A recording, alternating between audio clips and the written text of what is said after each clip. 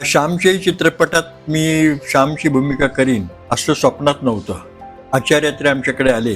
त्यांना कळलं की माधव वझे नावाचा मुलगा शाळेच्या पातळीवरती नाटकातनं कामं करतो, बक्षिसं मिळवतो, म्हणून ते आमच्याकडे आले आणि त्यांनी माझ्याकडनं पाठांतर थोडंसं म्हणून घेतलं. त्यावेळेला वनमालाबाई माझ्या आईचं काम करत होत्या. परंतु इथे मला खरंच एक कबुली द्यायला पाहिजे, जी मी अनेकदा देतो. ते लोक म्हणतात की माधव वझेंनी अभिनय फार चांगला केलाय. तर अभिनय माधव वझेने केला नाही, तो त्याच्याकडे झाला. बरोबर. कारण शाळेतल्या मुलाला अभिनय म्हणजे काय हे खरं म्हणजे कळत नसतं. माझ्याकडनं जे काही झालं ते उत्स्फूर्तपणे झालं आणि उत्स्फूर्तपणे जे येत होतं त्याला अत्र्यांनी येऊ दिलं. त्याच्यामध्ये कुठे ते आले नाहीत आणि हा मुलगा करतो तसं त्याला करू दे असं एक स्वातंत्र्य त्यांनी मला दिलं आणि म्हणून माझं काम चांगलं झालं. एखाद्या नटाच्या पहिल्याच चित्रपटाला राष्ट्रपतींचं सुवर्ण पदक मिळावं असा योग कदाचित फक्त माझ्याच आयुष्यामध्ये आला असण्याची शक्यता आहे. आणि तो सुद्धा मला बघावं लागेल की असा कोणी बालनट आहे का की ज्याच्या पहिल्याच चित्रपटाला राष्ट्रीय पुरस्कार मिळाला. तो कदाचित मी एकटा असेल असं मला वाटतं.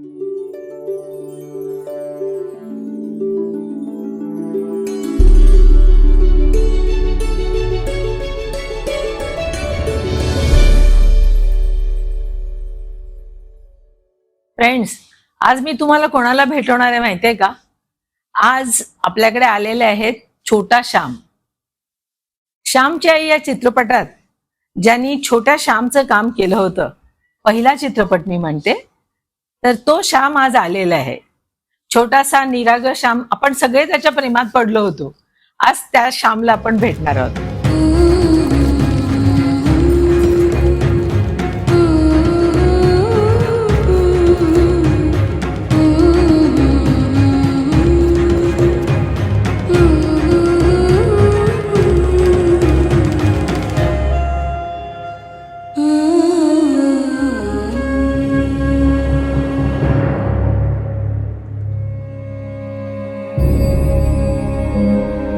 श्याम, ए श्याम, श्यामची आई, श्याम येतो म्हणाला होता पोहायला. येईल की मग. नाही जायचंय मला पोहायला. श्याम, कुठल्या आईला आपला मुलगा भित्रा झालेला आवडेल? तुला आवडेल तुझ्या आईचा कोणी अपमान केलेला? लोकमान्य टिळक ह्या शिवाजी महाराजांचाच वारसा चालवत आहे. स्वराज्य हाच दोघांचा इतिहास. जगाने तुझी आठवण काढावी इतका मोठा हो. प्रत्येकच आई अशीच असते का? सोसण्याची ताकद असणारी पण तडफदार. आपल्या मुलांनी तसंच व्हावं म्हणून तीळ तीळ तुटणारी.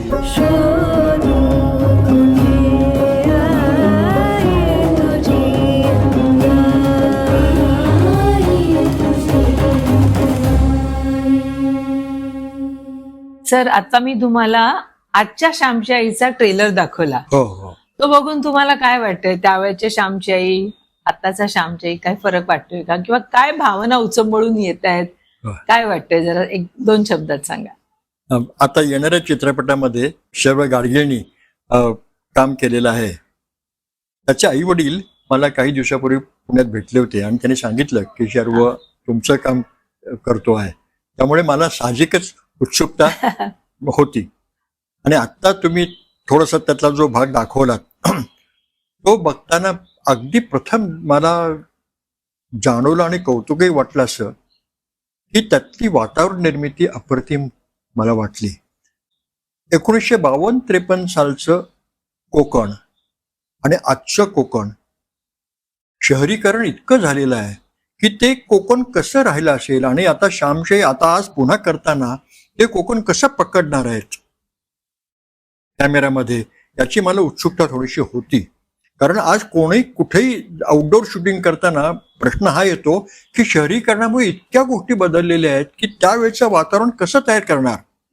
परंतु आत्ता बघताना असं वाटलं की नाही, आपण कोकणातच गेलो, साने गुरुजींच्या त्याच पालगड लाडघरमध्ये आपण गेलो असं मला वाटलं. हा हा हा त्यातला फार मोठा भाग. दुसरा, साने गुरुजी जेव्हा वयाने मोठे झाले, श्याम जसा वयाने मोठा झाला, ती भूमिका साने गुरुजींची ओम भूतकरने केली आहे. आणि आपण कोणी साने गुरुजींना बघितलेलं नाही, आपण त्यांना चित्रपटात आचार्यत्रांचे जे काही बघितलं ते, आणि त्यांचे जे काही छायाचित्र वगैरे आहेत त्याच्यातनं. पण ओम भूतकरला पाहताना असं वाटलं की साने गुरुजी यापेक्षा काही वेगळे नसावेत. अगदी साने गुरुजींचा भास त्याच्या व्यक्तिमत्वातनं झालाय. तो एक उत्तम नट आहे, त्यामुळे त्यांनी काम उत्तम केलं असणे याबद्दल माझ्या मनात अजिबातच शंका नाही. त्यामुळे तो एक मोठा भाग. आणि श्यामची आई, श्यामचे वडील, नंतर तो श्यामने त्या विहिरीमध्ये उडी टाकली ते ते ते दृश्य इतका जिवंतपणा त्या सगळ्या वातावरणामध्ये आहे की खरोखर लहानसं अंश बघून सुद्धा संपूर्ण चित्रपटाबद्दल फार मोठी उत्सुकता वाटली. आणि मला असं वाटलं की नाही, याच्यामध्ये कुठेतरी एक आश्वासन, चित्रपट चांगला असल्याचं एक आश्वासन या लहानशा भागामध्ये सुद्धा आहे असं मला वाटतं. तुम्ही म्हणताय त्याच्याप्रमाणे आम्ही जवळजवळ 1 महिना अख्खं कोकण पिंजून काढलं. 150-200 वर्षापूर्वीचं घर शोधून काढलं, आणि तशी वाडी असली पाहिजे. हो. नारळाच्या सुपारीची झाडं, बरं तिथे जवळपास आम्हाला विहीरही हवी होती, ती शाळाही हवी होती, जुनं मार्केट हवं होतं. त्याच्यासाठी मी त्याचं श्रेय सुजयला देईन, आणि त्याने हा चित्रपट डिरेक्ट केलेला आहे. आणि खूप म्हणजे पिंजून पिंजून कोकणातला आम्ही ही जुनं कोकण 150 वर्षापूर्वी कसं होतं असाच भाग मुद्दाम शोधून काढलाय आणि हो, हो, हो. तिथे शूट केलंय. फार चांगलं केलं. छोटा श्याम असं मी तुमचं इंट्रोडक्शन दिलंय. हो. आता तो छोटा श्याम किती मोठा झालाय हे सगळ्यांना आता कळणार आहे. कळणार, बरोबर आहे. त्यांचा विश्वास भेटणार नाही. आणि हो, मला सर्वप्रथम श्यामची आई या चित्रपटाविषयी तुम्हाला काय वाटत होतं ते जरा सांगा. श्यामच्याही चित्रपटात मी श्यामची भूमिका करीन असं स्वप्नात नव्हतं. आचार्य आमच्याकडे आले, त्यांना कळलं की माधव वझे नावाचा मुलगा शाळेच्या पातळीवरती नाटकातनं कामं करतो, बक्षिसं मिळवतो, म्हणून ते आमच्याकडे आले. आणि त्यांनी माझ्याकडनं पाठांतर थोडंसं म्हणून घेतलं. एकत्र कुटुंबात मी वाढलेलं असल्यामुळे भरपूर पाठांतर होतं, उच्चार स्वच्छ होते. माझे वडील स्वतः शिक्षक होते, त्यामुळे एक तर झिटाई होती, स्वच्छ उच्चार होते, पाठांतर चांगलं होतं. त्यामुळे आचार्य यात्रेंना ते खूप आवडलं आणि त्यांनी श्यामशाही करता माझी निवड केली. आणि चित्रपट कसा असतो हे काही कल्पना नव्हती. नाटकात आपण काम करतो, पण चित्रपटात काम करायचं म्हणजे काय. तर मुंबईला जेव्हा स्टुडिओमध्ये सगळं सुरू झालं त्यावेळेला वनमालाबाई माझ्या आईचं काम करत होत्या. हो. शंकर कुलकर्णी म्हणून त्यावेळेचे फार प्रसिद्ध नट होते, ते माझ्या वडिलांचं काम करत होते. असे सगळे ज्यांना आपण मान्यवर म्हणतो असे मान्यवर व्यक्तींच्या सहवासात मी वाढलो. आणि मग श्यामचे चित्रपट एकेका दृश्यातनं असा सुटी साकार होत गेला. आणि तो पाहिल्यानंतर मला असं वाटलं की अरे आपण बऱ्यापैकी काम केलंय. कारण काम करत असताना काही कल्पना नसते आपल्याला आपण कसं काम करतोय. लोक कौतुक करायचे, परंतु जेव्हा चित्रपट मी बघितला त्यावेळेला मला असं वाटलं की आपण काम चांगलं केलं. परंतु इथे मला खरंच एक काय कबुली द्यायला पाहिजे, जी मी अनेकदा देतो, की लोक म्हणतात की माधव वझेंनी अभिनय फार चांगला केलाय. तर अभिनय माधव वझेंनी केला नाही, तो त्याच्याकडनं झाला. बरोबर. कारण शाळेतल्या मुलाला अभिनय म्हणजे काय हे खरं म्हणजे कळत नसतं, त्याचं ज्ञान नसतं. त्यामुळे माझ्याकडनं जे काही झालं ते उत्स्फूर्तपणे झालं. आणि उत्स्फूर्तपणे जे येत होतं त्याला अत्र्यांनी येऊ दिलं, त्याच्यामध्ये कुठे ते आले नाहीत. आणि हा मुलगा करतो तसं त्याला करू दे असं एक स्वातंत्र्य त्यांनी मला दिलं. आणि म्हणून माझं काम चांगलं झालं. मला एक आठवतं की एवढी दृश्य चालायची, कॅमेरा समोर असायचा, पण एकदाही माझं आपण हे दृश्य पुन्हा करूया, माझ्या चुकीमुळे ते पुन्हा करावं लागलं अशी वेळ एकदाही आली नाही. एकही रिटेक झाला नाही. बरोबर आहे. आत्ताच्या भाषेमध्ये ओके, सिनेमाच्या भाषेमध्ये रिटेक झाला नाही, बरोबर आहे. हो. तर असा चांगला अनुभव त्याच्यामध्ये आला. मग त्या चित्रपटाला पहिलं राष्ट्रपती पदक मिळालं. एखाद्या नटाच्या पहिल्याच चित्रपटाला राष्ट्रपतींचं सुवर्ण पदक मिळावं असा योग कदाचित फक्त माझ्याच आयुष्यामध्ये आला असण्याची शक्यता आहे. आणि तो सुद्धा मला बघावं लागेल की असा कोणी बालनट आहे का की ज्याच्या पहिल्याच चित्रपटाला राष्ट्रीय पुरस्कार मिळाला. तो कदाचित मी एकटा असेल असं मला वाटतं. हा चित्रपट करताना तुम्हाला अशा काही अविस्मरणीय गोष्टी आठवत आहेत का, की अशी घटना घडली होती ते मला आधी आतापर्यंत लक्षात आहे? हो, अविस्मरणीय घटना खूप आहेत खरं म्हणजे. हा. काय होतं, श्यामशाही मध्ये एक दृश्य असं आहे हा. की श्यामनी काकांचे पैसे चोरलेत हो. आणि मग आई त्याला शिक्षा करते आणि देवासमोर ढकलते आणि सांगते, कर देवासमोर प्रार्थना, हम्म. ही अशी पुन्हा चोरी करणार करणार नाही म्हणून. नाही. आणि म्हणून श्याम देवासमोर बसतो आणि प्रार्थना करतो, देऊ तू नको दुष्ट वासना, तूच आवरी आमुच्या मना, हम्म. असं म्हणून तो प्रार्थना करतोय. आणि आई त्याच्या मागे त्याच्या खांद्यावरती हात ठेवून बसलेली, असं ते दृश्य होतं.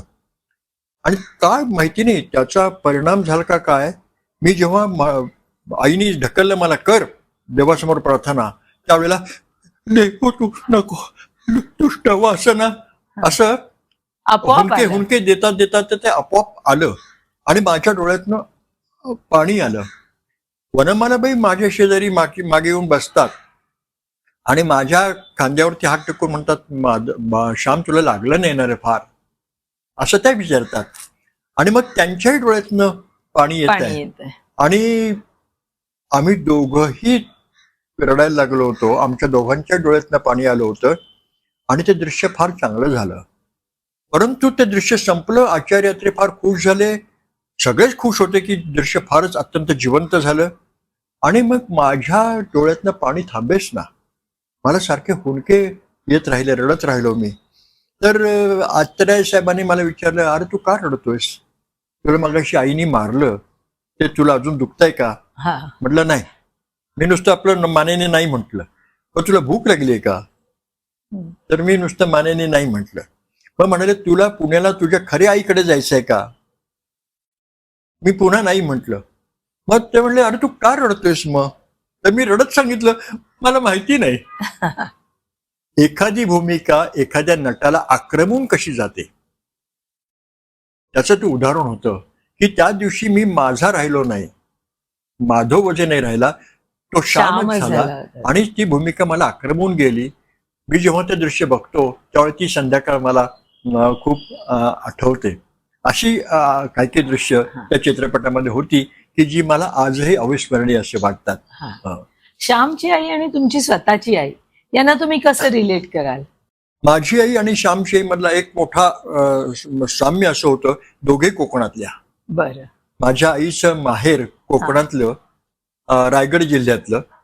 साने गुरुजींचं घर सिंधुदुर्ग मधलं, परंतु माझ्या आईचं रायगड मधलं.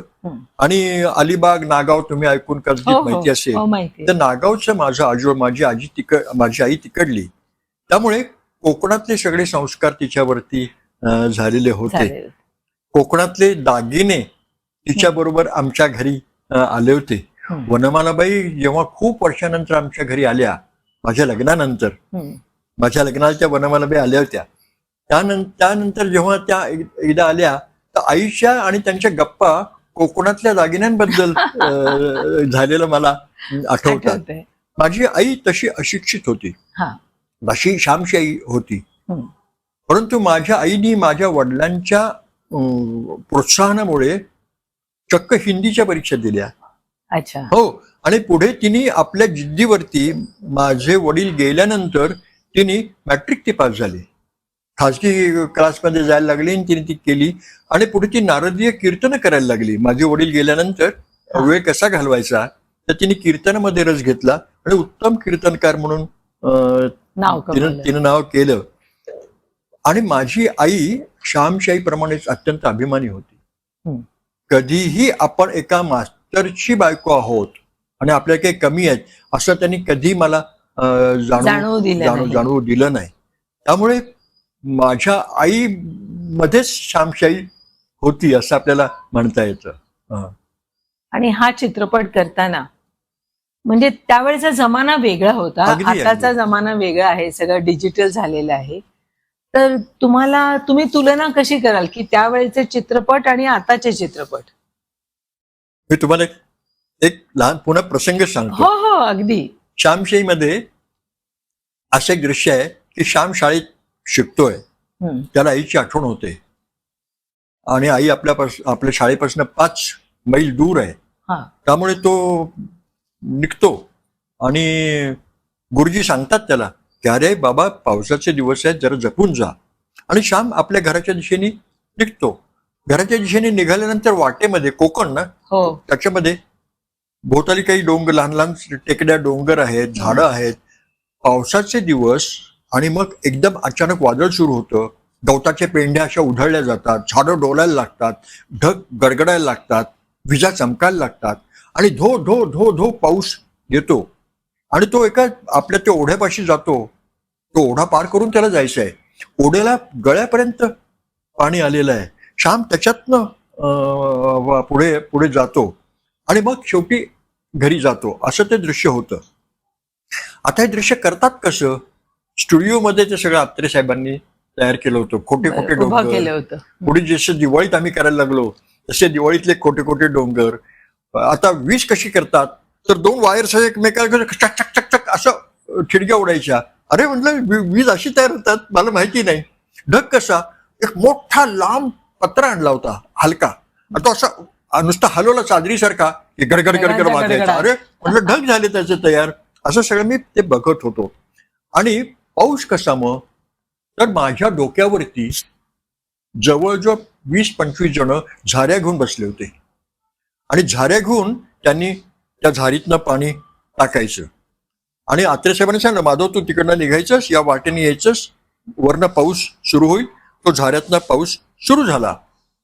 आणि एकदा काय झालं की आम्ही प्रॅक्टिस करत होतो त्यावेळेला वरचा जो झारी घेऊन बसलेला अनेक माणसं वरती बसली होती. त्यातला एक मनुष्य, त्याला कौतुक वाटत होतं की हा लहान मुलगा काय चांगलं काम करतोय म्हणून तो माझ्याकडे बघत होता. आणि चुकून त्याच्यातनं सगळी झारीच उलटी झाली एकदम, आणि धबाक्कन पाणी माझ्या डोक्यावरती पडलं. तर आत्रे साहेब म्हणाले, आता त्यांच्या शब्दात सांगतो, तुझ्या बापानं असं कधी पाऊस बघितला होता का? धबाक धबाक धबाक. अरे पाऊस सरसर सरसर सरसर पडतो. मग पुन्हा ती झारी पुन्हा त्याला दिली. हे झारीचं दृश्य माझ्या लक्षात का राहिलं? आणि आज एक तुम्हाला काय सांगतो, पुढे खूप वर्षानंतर मी 3 इडियट्स नावाच्या सिनेमात काम केलं. आणि 3 इडियट्स मध्ये मी लोबो म्हणून आहे, त्या जॉयचे वडील. आणि जॉयने आत्महत्या केली आहे आणि आम्ही स्मशानात गेलेलो आहोत. लोबो स्मशानात आहेत आणि स्मशानात पाऊस सुरू आहे. पावसाचं दृश्य होतं. मला उत्सुकता होतीच की श्यामच्या आईच्या वेळेला वरती झाऱ्या घेऊन माणसं बसली होती. आज इथे काही झाऱ्या वगैरे दिसत नाहीत. काय हे पाऊस कसं काय करणार आहेत? तर मुंबईला प्रभादेवीला एक स्मशान होतं ख्रिश्चनांचं. त्याच्या बाहेर चक्क पाण्याचे टँकर्स आणले होते म्युन्सिपाल्टीचे. आणि त्या पाण्याच्या टँकर्स म्हणून पाईप्स लावून ते आत आणले होते. आणि एका खांबाला ते पाईप शाळेत जुळले होते. आणि तो तुम्हाला हवे तसा तो पाऊस कमी जास्ती एका किल्लीवरती तो करता येत होता. तिरका पाहिजे तिरका, वर्ण पाहिजे वर्ण. मी म्हटलं काय हे तंत्रातला केवढा बदल झाला. एकेकाळी 25 माणसं त्याकरता लागत होती आणि आज एका किल्लीवरती सगळा पाऊस नियंत्रित करता येतो. सगळं तंत्रज्ञान बदललं मराठी चित्रपटसृष्टीचं. हे मी सगळं त्या दिवशी बघत होतो. तुम्ही किती सुंदर उदाहरण सांगितलं की तेव्हा चित्रपटात काय केलं जायचं आणि आता हा श्यामच्या इतक्या वर्षानंतर मी पुन्हा करते. होय. तर त्यावेळेला ब्लॅक अँड व्हाईट चित्रपट असायचे. तर मी आता ह्या काळात ब्लॅक अँड व्हाईट चित्रपट केलाय. त्यासाठी लागणारे लेन्सेस, कॅमेरा सगळं लंडनवरून मागवलेलं आहे. बर बर. कारण ते टेक्निक आता इतकं वेगळ्या प्रकारे डेव्हलप झालेलं आहे. ते सगळं तुम्हाला या चित्रपटात पाहता येईल. आणि मला असं वाटतं की जितकं आपण सुधारणा करतो आहोत बरोबर तेवढे त्याचे इफेक्ट पण चांगले येत आहेत. बरोबर, अगदी बरोबर आहे. आता तुम्ही मगाशी 3 इडियट्सचा उल्लेख केला, तर मला नक्कीच वाटतं तुम्ही इतकं सुंदर श्यामच्याईमध्ये काम केलेत. तर त्याच्या पुढे तुम्ही अजून कुठल्या कुठल्या चित्रपटात किंवा नाटकात कशात काम केलंय? श्यामशाई नंतर मला लगेच चित्रपट लगेचच मिळाला, वहिनींच्या बांगड्या. त्याच्यामध्ये मी सुलोचनाबाईंच्या बरोबर काम केलं. सुलोचनाबाई आता अलीकडेच गेल्या. आणि तो चित्रपटही खूप चालला. आणि काही लोकांच्या मते वहिनीच्या बांगड्यामध्ये माझं काम फक्त मध्यंतरापर्यंतच आहे. परंतु काही लोकांचं म्हणणं असं आहे की ते मध्यंतरापर्यंतचं माझं काम श्यामच्याईपेक्षा चांगलं आहे, असं काही जण म्हणतात. मला त्याचा आनंद होतो. आणि ते खरंच तो चित्रपट चांगला झाला. त्याच्यातही माझं काम नाही, बरं भूमिकेच्या लांबीपेक्षा ते उत्कृष्ट काम छोटं जरी असेल तरी चालेल, तर छान भूमिका मिळणं हे जसं कलाकाराचं 3 इडियट्स मधलं होतं. हो. 3 इडियट्स मधलं माझं काम 2-3 मिनिटाचं होतं, परंतु लोकांच्या लक्षात तर राहिलं की मिस्टर लोबो लक्षात राहिले. हे असतं त्याच्यातलं.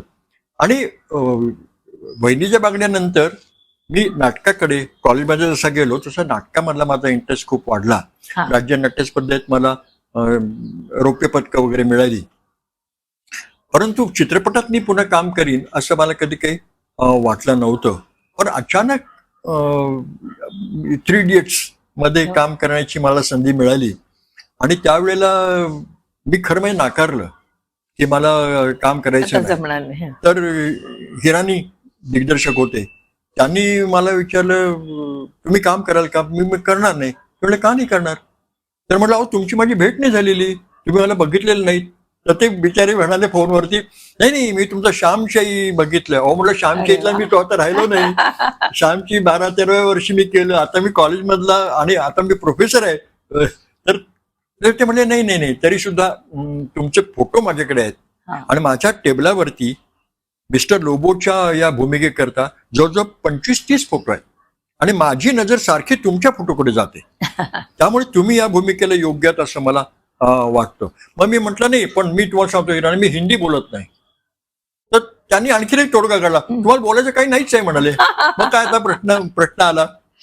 तर मी शेवटी त्याला तयार झालो आणि जेव्हा चित्रपट मी केला त्यावेळेला आम्ही आमिर खान होता आणि चित्रपटात आम्ही सगळे स्मशानात आहोत आणि मी एक खुरपं घेऊन एक काहीतरी घरात काम करतोय बागेत आणि तेवढंच मला फोन येतो की तुमच्या मुलांनी आत्महत्या केली असं म्हणले दृश्य आहे. तर मला म्हणाले आपण थोडीशी प्रॅक्टिस करूया. मला अर्धी चड्डी दिली होती, टी शर्ट वगैरे होता आणि मी खुरपं घेऊन काम करतोय आणि मोबाईल दिला होता की तुमच्या मोबाईलवरती तुम्हाला येईल. प्रॅक्टिस करताना मी ते खुरपं घेतलं आणि आपण बागेत काम करताना कसं गुणगुणतो तसं अशा काहीतरी गुणगुणत काम केलं. तर हिरानी कॅमेराच्या मागणं धावत आले. ओ वजे तुम्ही काय छान गुणगुणलात, तुम्ही आता प्रत्यक्ष शॉट घेताना विसरू नका. म्हणजे मी कसं विसरेन, मी तर केलंय ते. आणि मग त्यांनी मला विचारलं तुम्हाला कसं सुचलं की हे गुणगुण, हे मी तुम्हाला सांगितलं नाही, तुम्हाला सुचलं कसं? तर मी सांगितलं हो आपण घरामध्ये आई भाजी पोळ्या करताना गुणगुणते, आपण वर्तमानपत्र वाचताना सुद्धा कधी कधी गुणगुणतो, त्यामुळे गुणगुणणं हे अगदी स्वाभाविक असतं. तसं मी ते केलं आणि मग ते जे म्हणाले ना त्याला महत्व होतं. याकरता आम्ही मराठी कलाकार पसंत करतो, आमचे हिंदी कलाकार अनेकदा पाट्या टाकतात आणि तुम्ही मराठी कलाकार आपली स्वतःची बुद्धी वापरता. मला फार मोठं सर्टिफिकेट वाटलं, परंतु असा एक झालं. मग अलीकडे काही वर्षापूर्वी मी बाप जन्म नावाच्या चित्रपटामध्ये काम केलं. निपुण धर्माधिकारी हा उभरता नवीन दिग्दर्शक आहे, त्याच्या चित्रपटात मी काम केलं.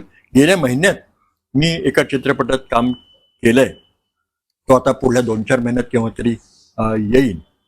आणि आता अलीकडे वयानुसार मला कधी कधी जाहिराती करता बोलवतात, त्या जाहिराती केव्हा केव्हा काहीतरी मी करतो.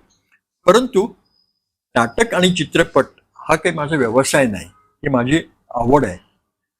मी होतो प्राध्यापक आणि आता मी त्याआधी मला एक तुम्हाला प्रश्न विचारायचा आहे या अनुषंगाने.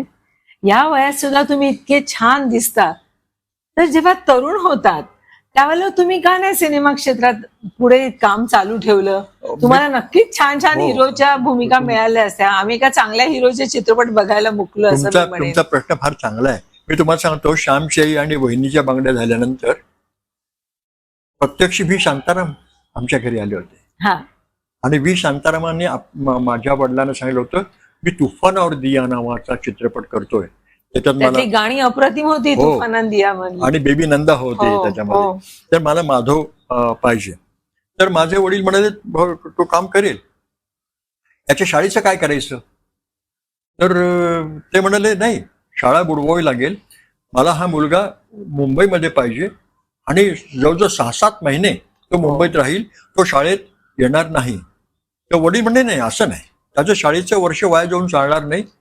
तर 6-7 वर्ष आमचा मुलगा 6-7 महिने आमचा मुलगा मुंबईत नाही राहणार, म्हणून माझ्या वडिलांनी ते नाकारलं.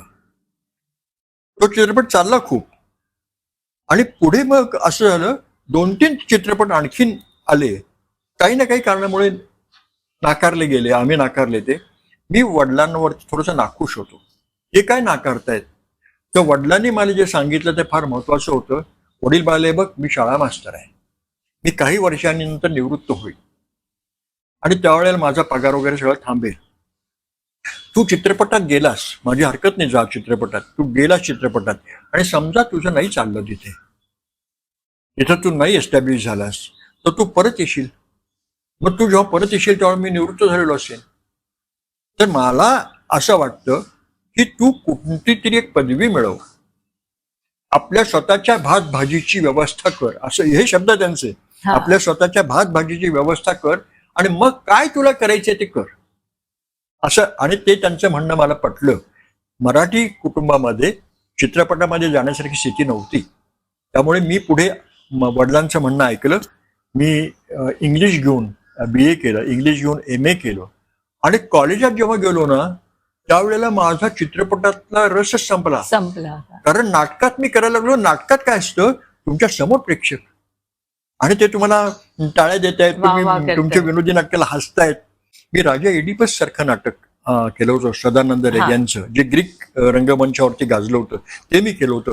गिरीश कर्नाड यांचं तुगलक मराठीमध्ये मी केलं होतं, आणि तुगलकचे आम्ही 25 प्रयोग केले. भारतात अनेक महोत्सवातनं आम्हाला त्याची निमंत्रण आली. आणि मी तुम्हाला गंमत सांगतो की तुगलकचा 25वा प्रयोग आम्ही जेव्हा केला तेव्हा गिरीश कर्नाडला आम्ही मित्र झालो होतो. गिरीश कर्नाड यांना मी फोनवरती सांगितलं की गिरीश, तुझ्या नाटकाचे 25 प्रयोग आम्ही केले आणि आता 25वा प्रयोग आहे. तर त्यांनी जे सांगितलं ते फार छान होतं. माधव म्हणले, तू 25 प्रयोग केले याचं मला कौतुक आहे, पण तितकं नाही, मला जास्ती कौतुक आहे 25 प्रयोग होईपर्यंत तुम्ही सगळे एकत्र राहिलात. हे महत्वाचं आहे. लहान लहान भूमिका असतात, ते नट कधी कधी सोडून जातात, तर तू सगळ्यांची मोठ एकत्र ठेवलीस आणि भारतात ठिकठिकाणी तुम्ही गेलात, हे फार चांगलं केलं. मी नंदनवन नावाचं एक संगीतक लिहिलं. मराठीतले फार मोठे नाटककार, कवी विवा शिरवाडकर किंवा कुसुमाग्रज यांनी अंतराळ नावाची एक गोष्ट लिहिली होती. त्या गोष्टीवरती मी नंदनवन नावाचं म्युझिकल तयार केलं. त्याचे प्रयोग लहान मुलांना घेऊन आम्ही केले. त्यावेळेला सुनील चुकटाणकर आमच्या त्या ग्रुपमध्ये होते आणि आम्ही ते सगळ्यांनी मिळून ते केलं होतं. त्याचंही पुस्तक आता पुढल्या महिन्यात येत आहे. त्यामुळे रंगमंचावरती मी बऱ्यापैकी काम केलं. आणि आता मी सांगायला हरकत नाही, आंतरराष्ट्रीय नाट्य समीक्षक संघ, थिएटर क्रिटिक्स असा एक संघ आहे, त्याचा मी सभासद आहे. आणि त्याकरता मी कुठे कुठे देशात त्यांची अधिवेशने भरतात, परदेशात भरतात, तिथं मी अनेकदा माझे पेपर्स वाचलेले आहेत. परंतु हा माझा अभ्यासाचा, माझ्या आवडीचा असा विषय असल्यामुळे मी नाटकात जास्ती रमलेलो आहे. आता तुमचा भाषेचा इतका अभ्यास आहे, साहित्याविषयी तुम्हाला इतकी आवड आहे, तर काही लिखाण केलंय की नाही तुम्ही? हो, लिखाण केलंय मी. साप्ताहिक सकाळमध्ये खूप वर्षापूर्वी समीक्षा लिहित होतो नाटकाची. सदा डुमरे नावाचे तिथे संपादक होते. ते मला म्हणाले, माधव तू आमच्याकडे नाटकावरती लिहिशील का? पण मी लिहायला सुरुवात केली, नाटकांची परीक्षण. त्या वर्षी म्हणाले, दिवाळी करता, दिवाळीचा अंक आहे, तर तू एखादी मुलाखत नाटकातली कोणाची तरी घे. तर पुढे दूरदर्शनवरती नाटकामध्ये खूप प्रसिद्धीला आलेली सुहास जोशी, तिला फर्ग्युसन कॉलेजमध्ये ती असताना मी दिग्दर्शन केलं होतं. तिने म्हणजे एकत्र आम्ही नाटकातनं कामही केली होती.